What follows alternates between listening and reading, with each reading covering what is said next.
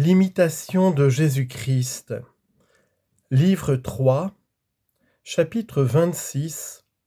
De la liberté du cœur qui s'acquiert plutôt par la prière que par la lecture. Le fidèle. Seigneur, c'est une haute perfection de ne jamais détourner des choses du ciel les regards de son cœur, de passer au milieu des soins du monde sans se préoccuper d'aucun besoin, non par indolence, mais par le privilège d'une âme libre qu'aucune affection déréglée n'attache à la créature. Je vous en conjure, ô Dieu de bonté, délivrez-moi des soins de cette vie, de peur qu'ils ne retardent ma course, des nécessités du corps, de peur que la volupté ne me séduise, de tout ce qui arrête et trouble l'âme, de peur que l'affliction ne me brise et ne m'abatte.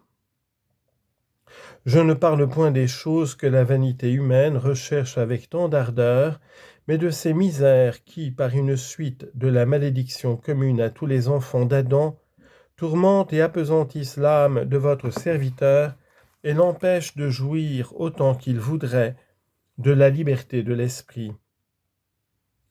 Ô mon Dieu, douceur ineffable, changez pour moi en amertume toute consolation de la chair qui me détourne de l'amour des biens éternels et m'attire et me fascine par le charme funeste du plaisir présent. Que je ne sois pas, mon Dieu, vaincu par la chair et le sang, trompé par le monde et sa gloire qui passe, que je ne succombe point aux ruses du démon. Donnez-moi la force pour résister, la patience pour souffrir, la constance pour persévérer.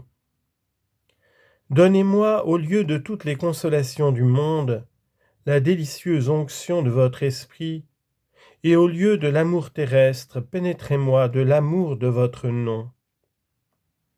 Le boire, le manger, le vêtement et les autres choses nécessaires pour soutenir le corps sont à charge à une âme fervente. Faites que j'use de ces soulagements avec modération et que je ne la recherche point avec trop de désir. Les rejeter tous, cela n'est pas permis, parce qu'il faut soutenir la nature. Mais votre loi sainte défend de rechercher tout ce qui est au-delà du besoin et ne sert qu'à flatter les sens. Autrement la chair se révolterait contre l'esprit. Que votre main, Seigneur, me conduise entre ces deux extrêmes, afin qu'instruit par vous, je me préserve de tout excès. Chapitre 27. Que l'amour de soi est le plus grand obstacle qui empêche l'homme de parvenir au souverain bien. Jésus-Christ. Il faut, mon Fils, que vous vous donniez tout entier pour posséder tout, et que rien en vous ne soit à vous-même. Sachez que l'amour de vous-même vous nuit plus qu'aucune chose du monde. On tient à chaque chose plus ou moins selon la nature de l'affection, de l'amour qu'on a pour elle. Si votre amour est pur, simple et bien réglé, vous ne serez esclave d'aucune chose.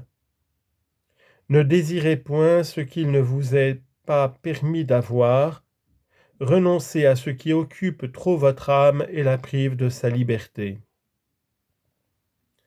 Il est étrange que vous ne vous abandonniez pas à moi du fond du cœur avec tout ce que vous pouvez désirer ou posséder.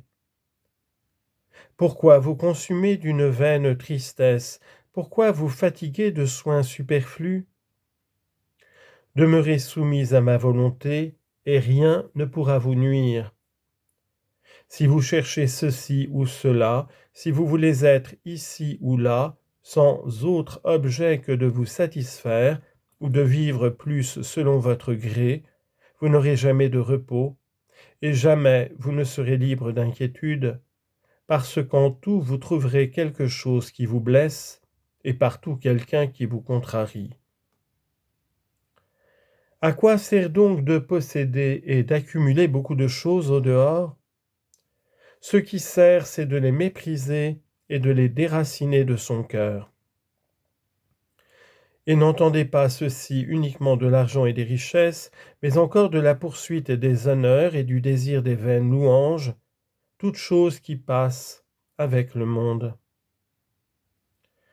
Nul lieu n'est un sûr refuge si l'on manque de l'esprit de ferveur, et cette paix qu'on cherche au dehors ne durera guère si le cœur est privé de son véritable appui, c'est-à-dire si vous ne vous appuyez pas sur moi.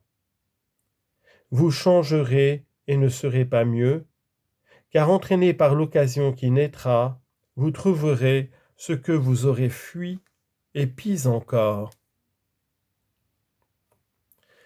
Prière pour obtenir la pureté du cœur et la sagesse céleste. Le fidèle. Soutenez-moi, Seigneur, par la grâce de l'Esprit Saint.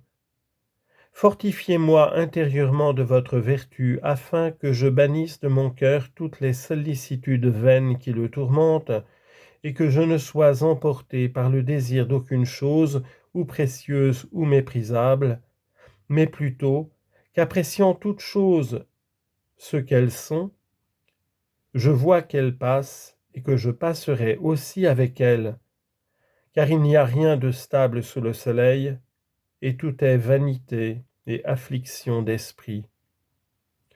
Ô qu'il est sage celui qui juge ainsi. Donnez-moi, Seigneur, la sagesse céleste, afin que j'apprenne à vous chercher et à vous trouver, à vous goûter et à vous aimer par-dessus tout, et à ne compter tout le reste que pour ce qu'il est, selon l'ordre de votre sagesse. Donnez-moi la prudence pour m'éloigner de ceux qui me flattent, et la patience pour supporter ceux qui s'élèvent contre moi. Car c'est une grande sagesse de ne se point laisser agiter à tout vent de paroles, et de ne point prêter l'oreille aux perfides discours des flatteurs. C'est ainsi qu'on avance sûrement dans la voie où l'on est entré.